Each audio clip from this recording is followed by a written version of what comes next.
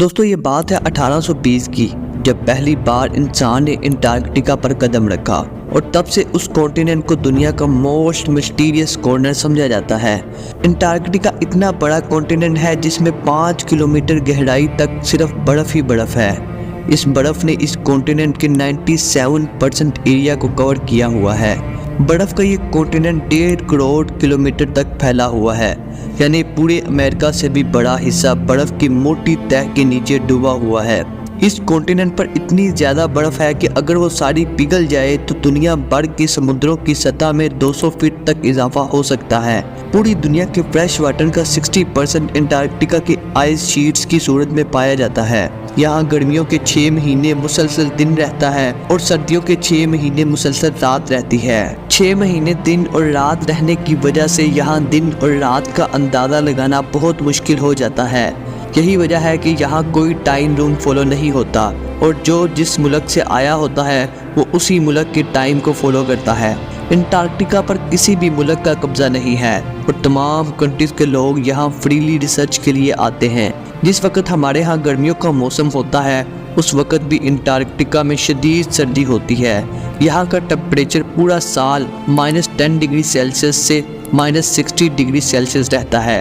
इतनी शदीद सर्दी की वजह से यहाँ ज़िंदगी का वजूद बहुत मुश्किल है। कुछ लोगों का मानना है कि अंटार्कटिका की बर्फ़ के नीचे कई राज छुपे हुए हैं। बर्फ़ से ढके इस कॉन्टिनेंट के नीचे एक और ही दुनिया बसती है। ऐसा मानने वालों में से कुछ लोगों का कहना है कि इस कॉन्टिनेंट पर बर्फ़ की मोटी तह के नीचे एलियंस की स्पेसशिप मौजूद है। कुछ लोगों का मानना है कि इस कॉन्टिनेंट पर हिटलर की खुफिया मिलिट्री बेस भी पोशीदा है। बादों का कहना है कि इन आइस शीट्स के नीचे एक खुफिया शहर भी मौजूद है जिसकी वेरिफिकेशन कई साइंटिस्ट भी कर चुके हैं। साइंटिस्ट का मानना है कि अटलांटिस का गुमशुदा शहर अंटार्कटिका की इसी बर्फ के नीचे ही मौजूद है। हिस्टोरियन के मुताबिक अटलांटिस वो मिस्टीरियस सिटी था जिसमें डेमीगॉड्स रहा करते थे। इस मिस्टीरियस सिटी के बारे में सबसे पहले अफलातून ने 60 BC में बताया था। इस कॉन्टिनेंट में छुपे पोशीदा राजों को जानने के लिए साइंटिस्ट दिन रात रिसर्च कर रहे हैं। इन्हें अपनी रिसर्च के दौरान कुछ ऐसी चीज़ें भी मिली हैं जिन्होंने उन राजों को रिवील करने की बजाय और भी मिस्टीरियस बना दिया है। 2009 में रिसर्चर्स को बर्फ़ के नीचे से एक अनोखे एनिमल का ढांचा मिला। इस जानवर का साइज़ हमारी आजकल की बिल्लियों यानी कैट्स जितना था। हैरत की बात यह थी कि बिल्ली की तरह नजर आने वाला ये जानवर अंडे दिया करता था। रिसर्चर्स का मानना है कि ये जानवर मौजूदा मैमल का दूर का रिश्तेदार था जो आज से तकरीबन 25 करोड़ साल पहले पाया जाता था। साइंटिस्ट का मानना है कि ग्लोबल वार्मिंग की वजह से ये जानवर अंटार्कटिका से साउथ अफ्रीका की तरफ माइग्रेट कर गया था। इस दौर में ये माइग्रेशन बहुत ही आसान थी क्योंकि उस दौर में अंटार्कटिका अलग कॉन्टिनेंट नहीं बल्कि एक सुपर कॉन्टिनेंट पैंजिया का ही हिस्सा हुआ करता था। अंटार्कटिका की 5 किलोमीटर की मोटी तह देखकर यही लगता है कि शायद ये कॉन्टिनेंट हमेशा से ऐसा ही था। इस हवाले से साइंटिस्ट का कहना है कि ये कॉन्टिनेंट हमेशा से ऐसा नहीं था बल्कि ये कभी रहने के काबिल भी हुआ करता था। इस बिलीफ की वजह यह है कि 1980s में साइंटिस्ट को अंटार्कटिका की सरफेस से ऐसे कई फॉसिल मिल चुके हैं जो कि आज से करोड़ों साल पुराने हैं। ये फॉसिल हवा में उड़ने वाले और पानी में तैरने वाले जानवरों यानी कि मोसासौर और प्लेसियोसौर के हैं। इससे ये बात प्रूफ होती है कि एक दौर में यहाँ डायनासोर भी रहा करते थे। साइंटिस्ट के मुताबिक ऐसा पॉसिबल है क्योंकि उस वक्त अंटार्कटिका का मौसम नॉर्मल हुआ करता था और जहाँ आज सिर्फ बर्फ़ ही बर्फ़ है पहले यहाँ ग्रीन फॉरेस्ट हुआ करते थे। 2014 तक यही समझा जाता था कि अंटार्कटिका पर इंसान नहीं रहा करते थे, लेकिन 2014 में ये बात गलत साबित हो गई क्योंकि साइंटिस्ट को 2014 में अंटार्कटिका की बर्फ़ के नीचे से 3 हैरत अंगेज़ इंसानी खोपड़ियाँ मिली। ये खोपड़ियाँ अंटार्कटिका में मिलने वाली पहली इंसानी खोपड़ियाँ थीं।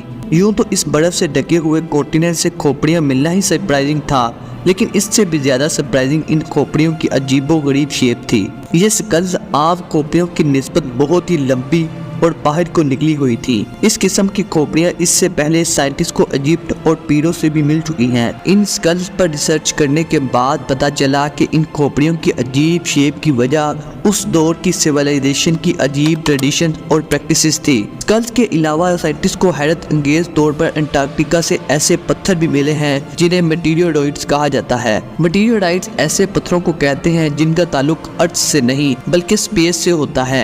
ये स्टोन्स आउटर स्पेस से आए होते हैं। इसके अलावा दोस्तों, अंटार्कटिका पर बर्फ सिर्फ चंद सालों में जमा नहीं हुई बल्कि इसे जमा होने में कई करोड़ साल लगे हैं। इतने लंबे टाइम तक जब बर्फ इकट्ठी होती रही तो अपने बढ़ते वजन से इसने यहाँ बर्फ के बड़े बड़े पहाड़ भी बना लिए। बर्फ की इन बड़ी बड़ी शीट्स को ग्लेशियर कहा जाता है। ये ग्लेशियर, जिसका नाम टेलर ग्लेशियर है, इससे लाल रंग की आबशार निकलती है जिसे ब्लड फॉल का नाम दिया गया है। इस ब्लड फॉल को सबसे पहले 1911 में जियोलॉजिस्ट के एक ग्रुप ने डिस्कवर किया था। साइंटिस्ट के मुताबिक इसके रेड होने के पीछे की असल वजह आयरन ऑक्साइड है। इस ग्लेशियर के नीचे बहुत ज़्यादा क्वांटिटी में आयरन मौजूद है और जब ये आयरन हवा में मौजूद ऑक्सीजन के साथ रिएक्ट करता है तो इसका कलर सुर्ख यानी रेड हो जाता है। टेलर ग्लेशियर के अलावा भी साइंटिस्ट ने 400 अंडरग्राउंड लेक्स को डिस्कवर कर लिया है। ये लेक्स बर्फ की मोटी मोटी लेयर्स के नीचे मौजूद हैं। इन अंडरग्राउंड लेक्स में से कुछ लेक्स ऐसी भी हैं जो कि एक्टिव कंडीशन में मौजूद हैं, यानी यहाँ अभी तक लाइफ एग्जिस्ट करती है। 2013 में जब अमेरिकन साइंटिस्ट ने रोज ग्लेशियर को 2300 फीट तक ड्रिल किया तो नीचे से उन्हें एक अंडरग्राउंड लेक मिली।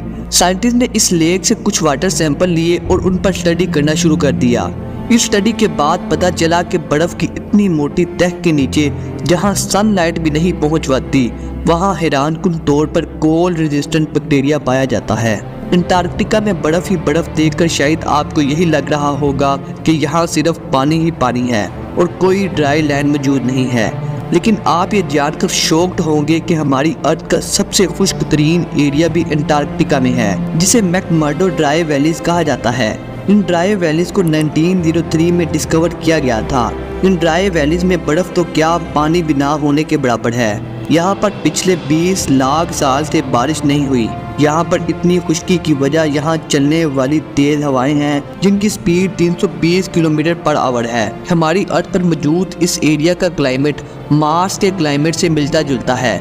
यही वजह है कि नासा ने अपने वाइकिंग रोबोट मार्स पर भेजने से पहले ड्राई वैलीज में टेस्ट किए थे। अंटार्कटिका का ये बर्फ से ढका हुआ कॉन्टिनेंट आज भी अपने अंदर बहुत सी मिस्ट्रीज को छुपाए हुए है। दोस्तों, ये थी हमारी आज की इन्फॉर्मेटिव वीडियो। अगर आपको वीडियो अच्छी लगी है तो वीडियो को लाइक करें, चैनल को सब्सक्राइब कर लें। मिलते हैं नेक्स्ट वीडियो में, तब तक अपना ख्याल रखिए। अल्लाह हाफिज़।